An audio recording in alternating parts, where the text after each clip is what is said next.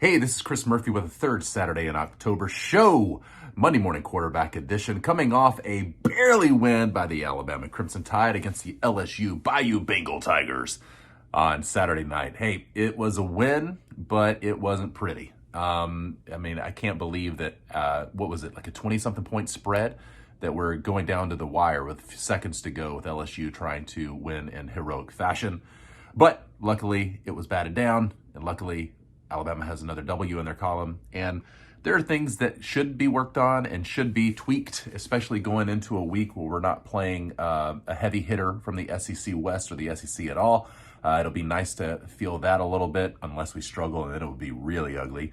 But hey, our offensive line struggling.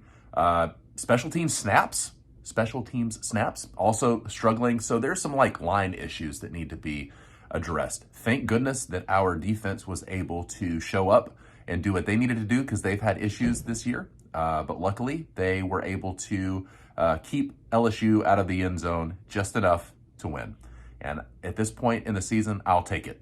Don't know what the rest of the season's going to look like. Can't slip up at all. We've got Arkansas, which we've seen this year be very difficult at times, struggling at times to find an identity. And then we have Auburn, which, regardless of if they are controlling their own destiny to be able to go to the SEC championship, they would love nothing more than to spoil Alabama's possible entrance into the SEC championship. And I can't blame them. I would be doing the same thing if I were them. I'm nervous about them. I think that they have just enough fire in the tank to really scare. Again, we saw with Auburn losing this week to Texas A&M, it was one of those weeks where Auburn didn't show up. I don't think that Alabama is going to get that benefit when we face them in a few weeks. But November is what it is. It's coming down to the wire. A lot of exciting games playing around the country, especially in the SEC. The SEC is all flipped. I don't even know what the SEC West is going to look like.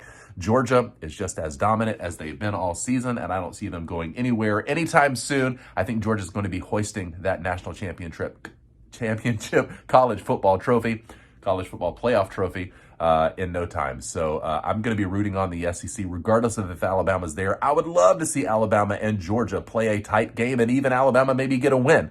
Both of them get into the college football playoffs. But as we've seen, Alabama has a lot of struggles, and if they can tighten those up, maybe we can have some fun with it. But until then, I'm going to be playing and watching them play while I bite my nails, because it is frustrating sometimes. It is aggravating at others, but it is what it is. It's 2021.